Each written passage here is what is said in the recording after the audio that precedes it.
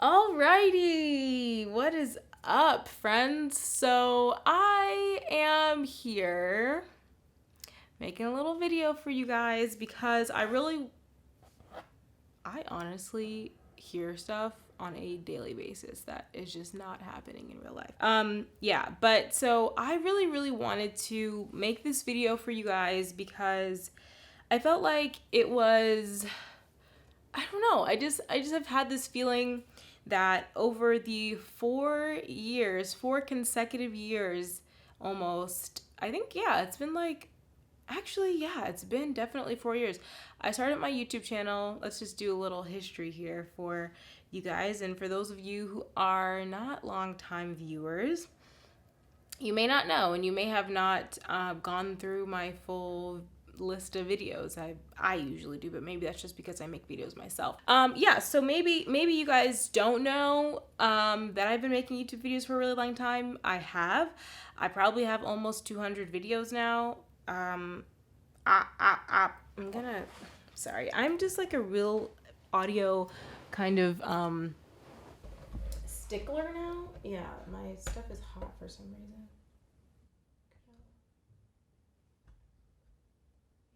Okay.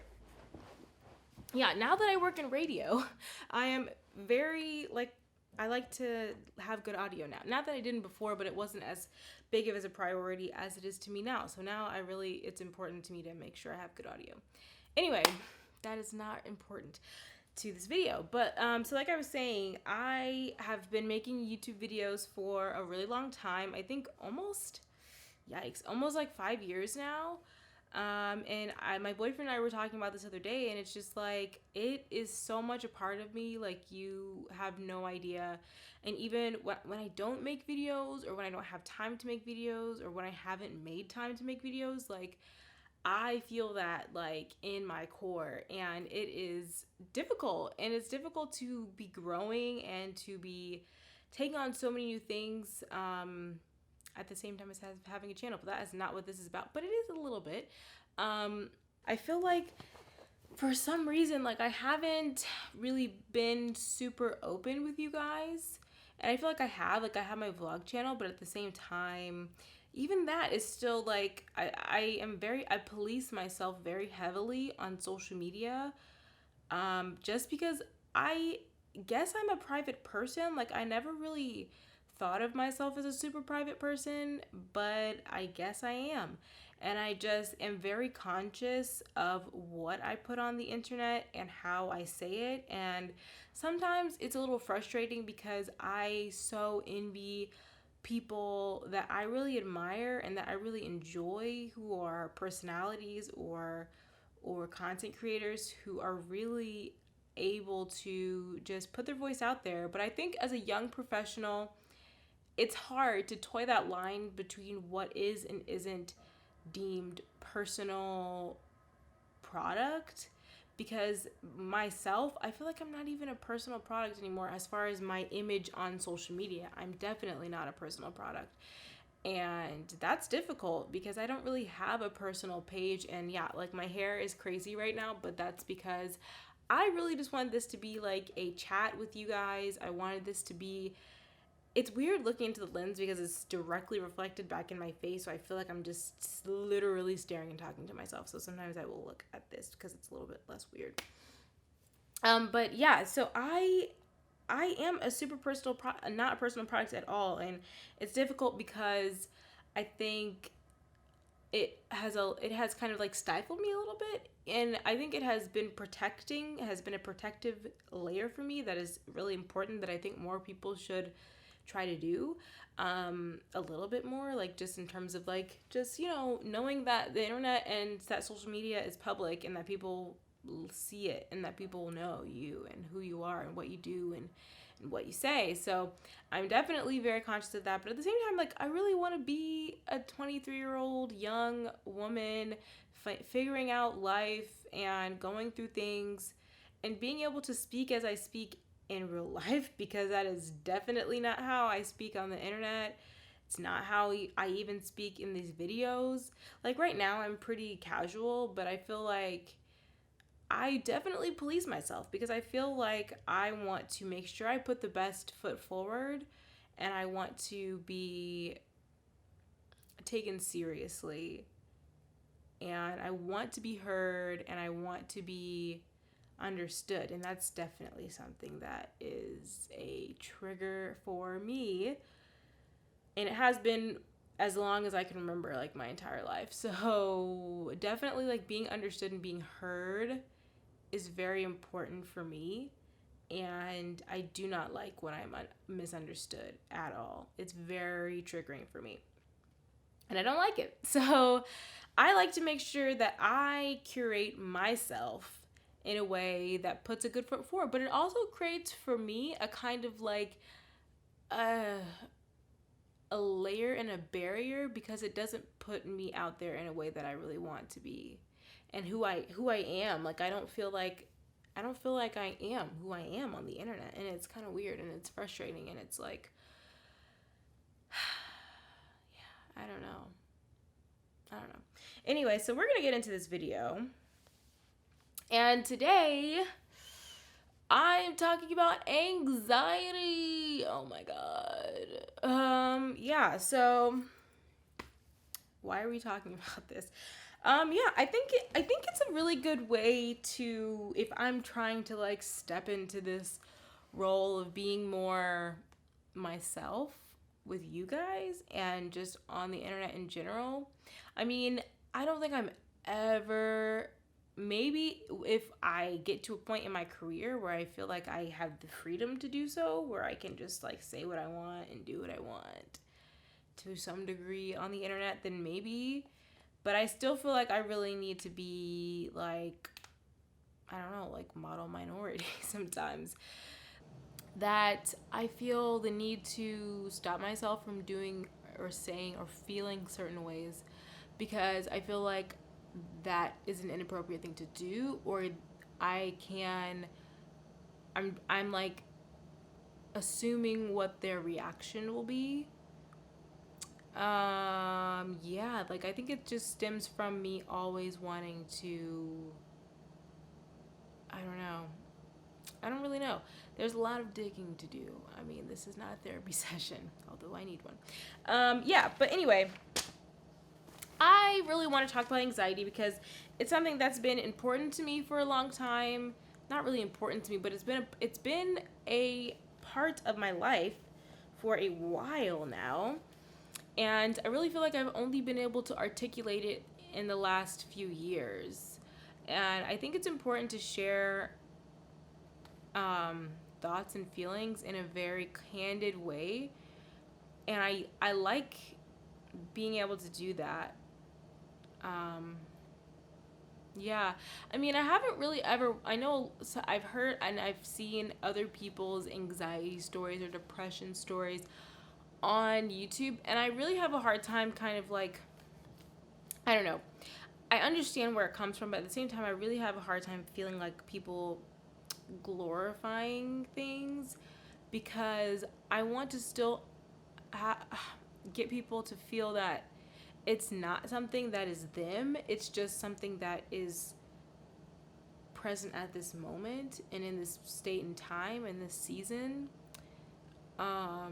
I think that a lot of times, especially in this society, it's very easy to get tied to a diagnosis, and it's very easy to feel like, as opposed to this part just being something that is also with you, as opposed to it being you. And that's a distinction that I really, really like to clarify, especially with mental illness. And I was a psychology undergrad. I have my bachelor's degree in psychology. I have people in my life that have very serious mental illnesses. So like, I am pretty familiar with it, and I don't like to trivialize it, and I don't like to, like, really at all. It really bothers me a lot. But I do appreciate the acknowledgement and the candidness. I really do appreciate that, and that's what I like about these types of videos. But at the same time, I really don't want to glorify it or make it seem like this is me. It's just something that is just it's been present in my life, and that's it. Like, it's nothing more than that. And I feel like people should acknowledge that and understand that and say, like, yeah, that is, it's not you, it's just something that is part of you and that has been part of you, and that's okay. And that is what's important more than anything. It's not about everybody just like being cool with it, or like it's really about you saying like this, or and just destigmatizing it, because that's a whole nother freaking animal. But yeah, like I really just want people to understand that yes, this is a thing, but it's not you, and you don't need to be attached to it. So let's get into my story. So what the heck, man? What is this? I had some questions and some notes because I really don't want to derail too much. And I feel like with this, obviously, you can tell, I've already been talking for, I don't even know. It hasn't been counted. Like, I don't know. I think like 15 minutes. But yeah, I wrote some notes down because I really wanted to be able to talk about how I felt in a clear and freaking intelligible way. So the first question that's probably pretty loud. So the first question I wrote down was, what does anxiety look like to me? Like, and what I mean by that is like, how does it manifest in my life, and what is it for me? So for me, anxiety looks like the static page or the static screen back in the day when there was nothing on the TV, or you haven't hooked up the cable yet. Or it looks like a big black and white lines drawing in like these chaotic circles all over and top of each other. It looks like pressure. It looks like heaviness. It looks like just motion. Yeah, it looks like really fast and slow movements in a white space. And I think that I'm starting to feel like, somebody asked me not too long ago that if I had any type of synesthesia, because I feel like everybody nowadays thinks that they have some type of synesthesia, which is kind of funny because in undergrad, like, we learned about synesthesia, and it definitely wasn't something that was kind of introduced in a way that was like, everybody has this in some type of way, but some people have it in a very specific and very like intense way. So maybe everybody does have a little bit of synesthesia, but I think that's also like, American Western people love to prescribe diagnoses to themselves, and it's really annoying, honestly. Like, everybody's OCD and everybody's this and everybody's that, or like we use it in a very trivial and very just like light way, and it really takes away from the seriousness and the impact that people who do have these diagnoses have on their lives. Anyway, so I feel like in terms of synesthesia, getting back to that, I feel like I'm an extremely visual person, more than I have ever realized. And I remember when I was really young, I used to, sometimes I would see myself in this like very weird, not very distinct way. I would see myself in my mind's eye, as people like to say. I like that phrase. Kind of just an outline, but sometimes I would, if I was anxious or not, but I would feel myself growing and getting really small, and that still happens to this day. And I really didn't have that happen again until I started doing Kundalini yoga and some really deep meditation. I didn't have that happen to me again, and it was so intense, and it was just amazing because it really literally brought me back to being a kid, and just like feeling this feeling and feeling like I could see things in my mind that were kind of just representations of my feelings. And it was really comforting and reassuring, but also like just like I just didn't understand it at the same time. So yeah, I don't feel like when I was young, I definitely had issues with anxiety, and I didn't know, and I didn't understand, and that's sort of okay because it allows you to move through things in a way that's not attached to a label. But in other senses, I wish that I would have known, because there were so many times when I felt like I was out of control, and even feeling like I've been dealt with like I was out of control, but I literally could not control my feelings, and it was in a way that it was just so like things I was trying to control so badly that it was so out of my control. And as a child, that manifests in very interesting ways, like tantrums and like uncontrollable crying or screaming or whatever. And it's almost extremely difficult for me to talk about it now. Oh my God, what the hell? No.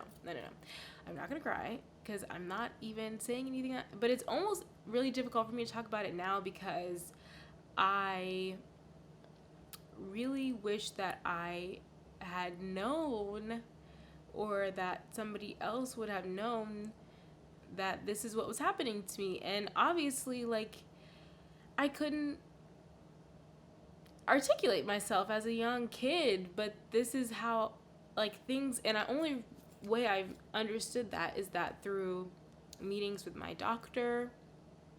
And when I have panic attacks now as an adult, and I can understand and I can articulate and I know what's happening, I can try to do things to mitigate and stop that, or to calm it down.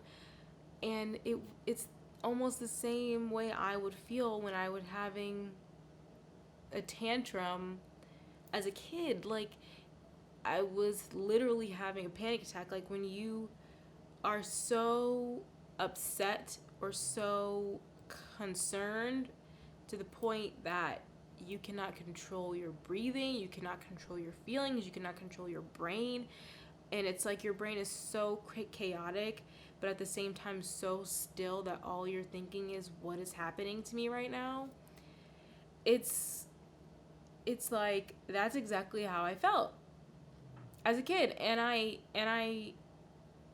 so as I've done this discovery and done this growing as a person, it's hard to think back to how I felt and not be able to explain myself, because like I said, I am very attached to having people understand me and relate to me and feel me. And so for that, at that point when I couldn't really understand or articulate my feelings or what was happening in my body or my mind, like, it's so isolating. It was so isolating. And I mean, there was so much of my young adult life that I felt extremely isolated. And I mean, only now am I coming out of that. And I kind of have felt comfortable in that isolation, but that isolation also breeds anxiety. And yeah, like, so yeah. Gonna get back to my notes. So backstory. I would say it's difficult because I was a kid that was very lively, that was very excited, that was a performer kind of kid. I was a kid that would go up to anybody and talk to them, and I was just fun. And I was up when I was up, and I was down when I was down. And I was like, for a long time, until certain milestones or like pivot points in my life happened, like I was just so amazing. Like, it's just so funny to say, but I wish I had more of that now. Like, oh, Like, I was just so fun and so excited and so energetic. And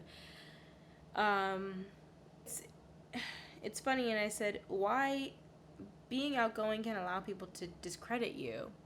And I feel like being outgoing sometimes does allow people to discredit feelings, because you're able to you're able to perform. Like I said, like, I feel like even to this day, like, people will think, oh, you're so outgoing, or you're this or you're that, or you're really great talker in conversation.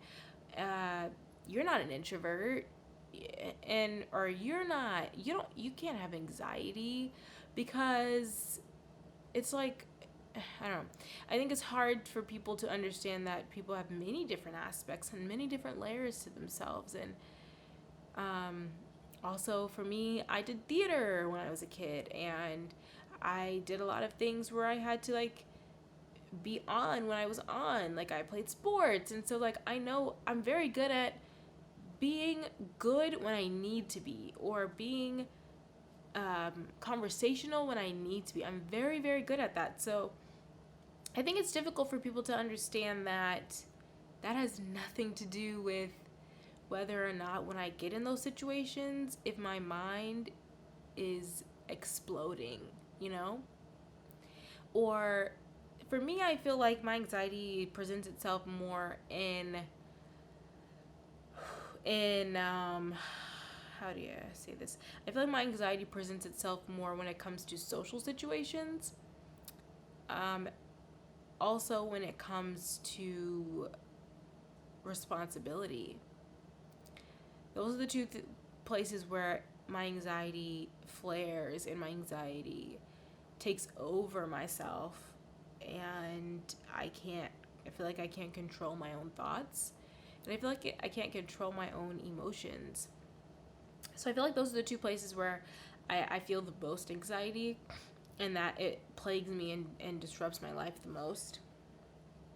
And so my anxiety really started peaking when I started to become more self-conscious. So I guess around the time that puberty was starting, and so my family moved, and that definitely kind of sparked a little bit of anxiety. I was the new person, didn't know anybody. It was in a foreign place, foreign state, not like country, but still foreign place. And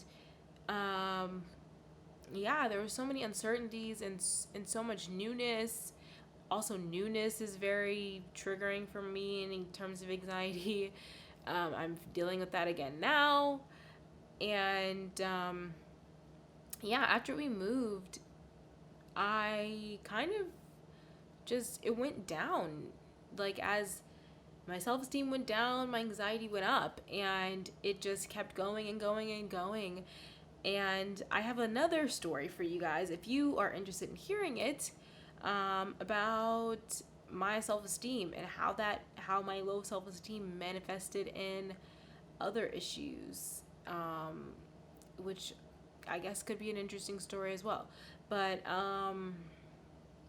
yeah, so the more and more I felt less confident, more self-conscious in myself, my anxiety just continued to rise and rise. I started to gain weight. That put so much more anxiety in me, as far as, like, just physical feeling of myself. It was just an anxious feeling about just being was a point of anxiety for me at that time. And then we moved again, and it just increased, and I felt so alone and so confused, and I didn't know what was going on with me, and I didn't know how to be in the world, and I didn't feel like I fit in anywhere, and I was always on edge. And at school, so this is around like 6th grade, and I started to do some really destructive things to myself. I started to feel like if I felt isolated, I should just isolate other people. And it's really interesting, because these are things that only in retrospect I've been able to articulate, and I so wish that I felt I had a person that I could really just explain these things to, because I felt so isolated that it just exacerbated everything else that I was feeling, and the anxiety just continued. And it was just so difficult for me, and I had a really hard time. Oh man, I had a really, really hard time, and I was just so sad and alone feeling. And it only got worse once I got to seventh grade, and then eighth grade, and then ninth grade. It was pretty bad. It was pretty bad in ninth grade, I would say. I think sixth grade was the beginning of the up, the cropping up and up and up, and then ninth grade was really, really bad. And the anxiety just continued, and like I said, I never had an explanation for it, and I couldn't articulate it to myself or to other people. And it was hard because I pushed people away. I pushed my family away. I made it hard for them to communicate with me, but I also feel like I couldn't communicate with them at all. And that was very isolating for me. And I was just alone and sad, and felt like everything in the world was crashing down on me, and I couldn't control anything. And that is when I feel like the world is crashing in on me and I can't control anything. That's when my anxiety is really bad. And I go through, I've had horrible sleep and nightmares, like almost as long as I can remember. I can't even remember when I didn't really have them. And when my anxiety is bad, the nightmares are bad, and it manifests in bad sleep. And then, like, that's just a cycle that continues and continues, and it's really hard. So I feel like I started to gain confidence once I got to high school a little bit. So I changed schools, and then I felt like I had a little bit more confidence, but I didn't feel like I fit in there at all either. I mean, but high school, so obviously, so that happens too. But I just continued to feel more and more and more and more alone.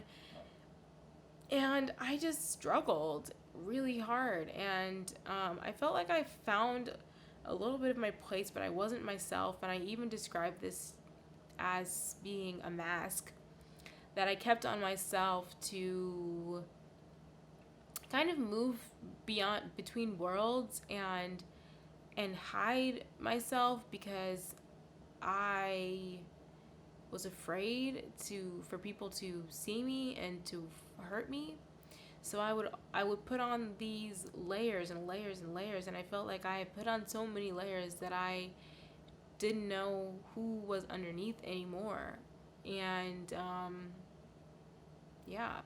and I feel like I am still peeling back layers, and that also has to do with like me on social media, and I feel like that's another layer. And like I'm really trying to just peel back those layers, and so that I can be who I am, and be who I am in so many different ways, but be who I am. And I feel like I'm still learning and figuring out who I am and how to be that person, just like so many other people. But I feel like having to deal with so many struggles and so many sadnesses and disappointments from people, from friends, feeling isolated, feeling like I wasn't wanted at school or in groups, or I just felt like I was not wanted anywhere, or that I didn't fit anywhere. And so that just made me put on more and more layers, because within that I still had to be there. So I had to put on that to say, this is how I'm going to get through, because I will just crumble if I don't have this layer, if I don't have this protection for myself. And although for that moment maybe it was protection, or it was the only way I knew how to cope, but it's just built up so much, and I've been peeling that back since I realized that that's what was happening, or that's what I was doing. And when I got to college,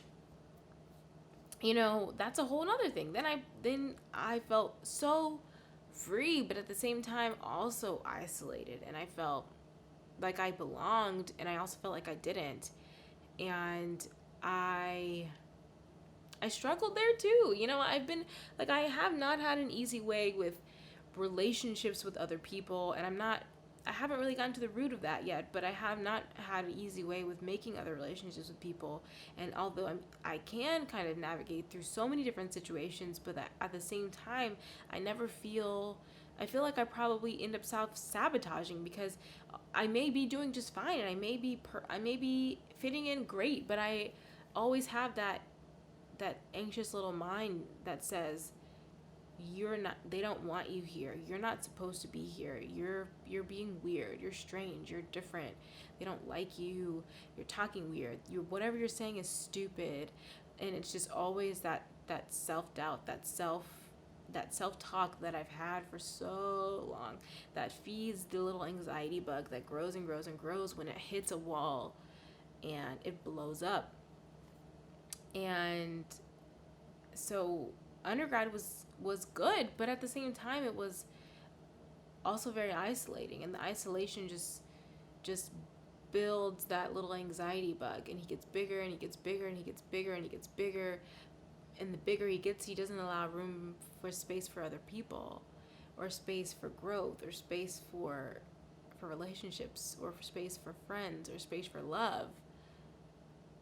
And I have cut my circulation to allow space to love other people, to let other people into my life, because that anxiety bug takes up my brain, and all I have space for in there is self-doubt and fear and concern for the future, concern for the next second, concern for,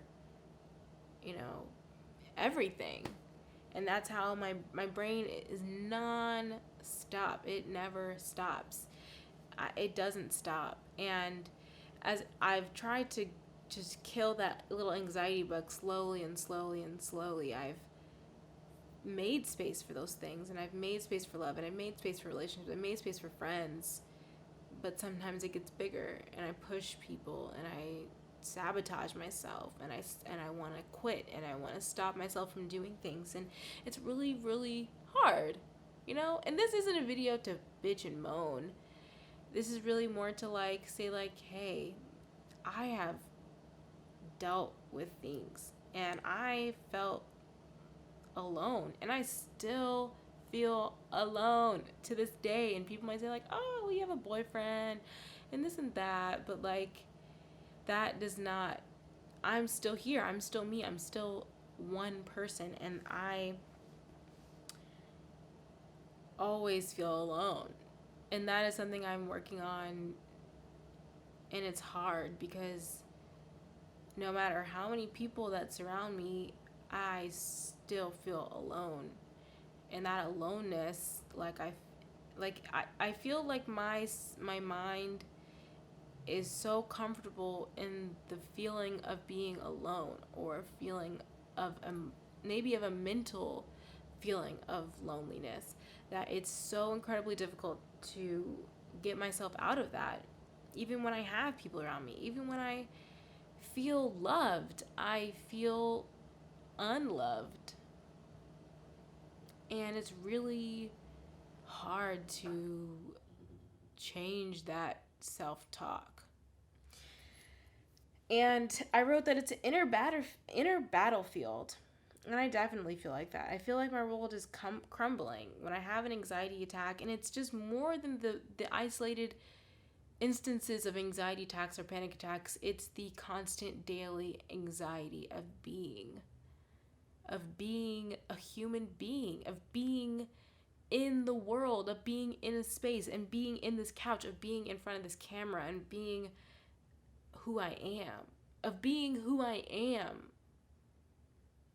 That is the anxiety. That is where it stems from.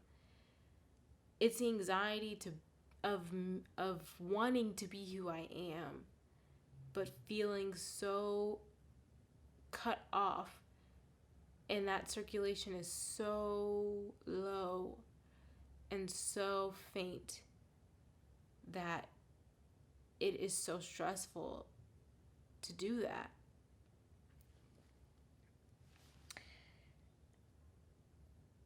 And it's almost sometimes I feel how am I going to make it through just 1 minute you know, when I'm in the thick of it, it's how am I even going to make it through this moment right now?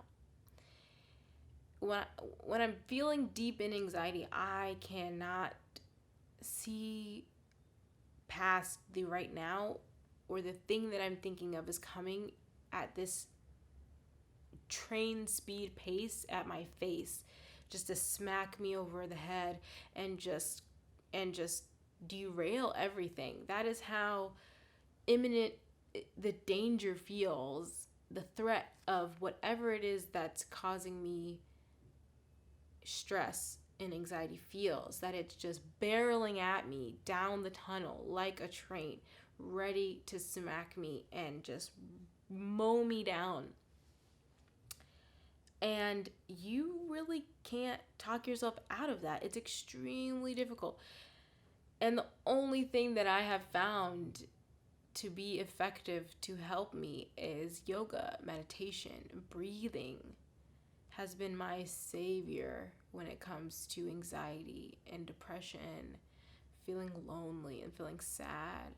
It is the only thing I have found to connect myself back into that pulse of me.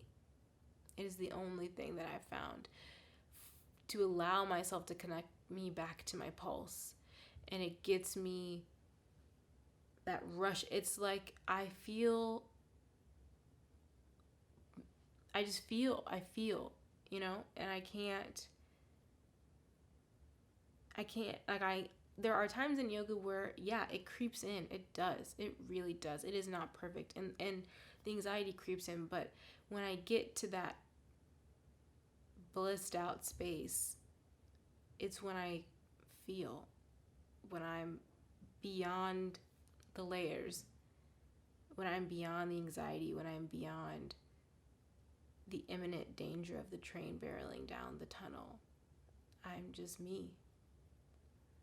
I can tackle that. I can help myself a little bit further. It may not be 100%, but I can help myself push and breathe and reassure that, like, hey, I am amazing and I can be here and I can do this and I am okay, you know? So, I hope you guys enjoyed me talking about kind of my experience with anxiety. And like I kind of mentioned, I get a little like preachy sometimes. That's just like my natural way of talking when I get passionate about something. But I do take supplements, and I don't really want to like recommend them to you guys. I don't really want to recommend them to you guys because I do get them prescribed by a doctor. So if you're feeling like you are having some anxiety or some mental health issues, or if you feel like you're having anxiety, or if you're dealing with depression or whatever it is, I definitely say try and contact a doctor. If you're really not into like so much Western medicine, I would say naturopathic physicians are incredible, amazing. They are physicians as well, just like regular Western medicine doctors, but they like to incorporate more natural, what's the word I'm trying to say? It's more natural ways to tackle things. So, so I would recommend seeing a naturopathic doctor. I think they're amazing. Mine is amazing. And I would definitely recommend it for anyone. So I hope you guys enjoyed this. I definitely want to open up the floor for some more conversation. If you have any other topics that you kind of want me to talk about, and I tried to keep this very like structured, but it didn't really work out that way because things are honestly so nuanced and so just also personal that it's difficult to kind of put things into like a very specific prescribed way of doing and saying things. So I think the way I said, I kind of talked to you guys, I liked it. Let me know what you think. If you enjoyed me talking about myself in a little bit of a more personal way. let me know. Yeah, so I hope that you guys enjoyed this video. So this video is part of my spring clearing series, which I love. It's one of my favorite things that I've done on this channel. I think it's so fun, and I think this year I am doing some things that are a little bit more powerful and a little bit more striking and things that you guys can relate to, I think. And I really want that. I want you guys to be able to relate to my videos, and I want to make videos that matter. I don't want to just make videos for the sake of making videos, and I think that you guys know that. But I also want to be true to myself, and I don't want to just put out content because I'm supposed to or because I feel obligated to. I want to make content that matters, and I want to make content that reaches you and something that makes you happy or that makes you feel. I don't want to make content that just is to sit and watch or not watch or just blindly listen to in the background of you doing 100 other things. Like, I want it to be something that impacts you and grabs you and makes you want to do or feel or say or think. I think that is the goal of my channel, and that should be what it is forever, you know? I want to make you feel, to do, to think. So I hope you guys enjoyed this video. Definitely let me know. Please, please, please leave comments. Just honestly, say whatever you want. Like, say how you feel. Say what you're thinking.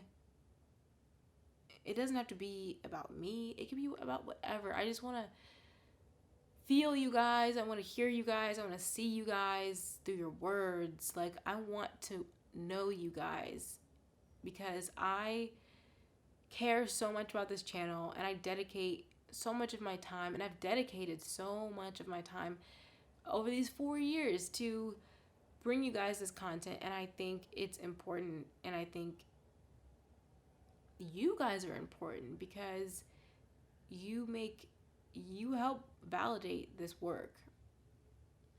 I want to hear from you guys in everything that I do. I want to hear from you. I want to see you. I want to feel you. So, I don't want to leave because I'm honestly feeling so connected in the weirdest way because I'm honestly talking to a camera, but I feel so connected to you at this moment. Maybe it's just that I feel connected to the energy that I'm sending out or what, but I really hope that it resonates and that it translates and that it permeates the screen and that you feel me. And I hope you guys continue to join me through spring clearing and subscribe so you can keep getting my videos. Click the red button if you want so you can keep watching me. And yeah, so I hope you guys come back, and I hope to see you again, hope to feel you again. And that's all I have for you today. Satnam. Bye.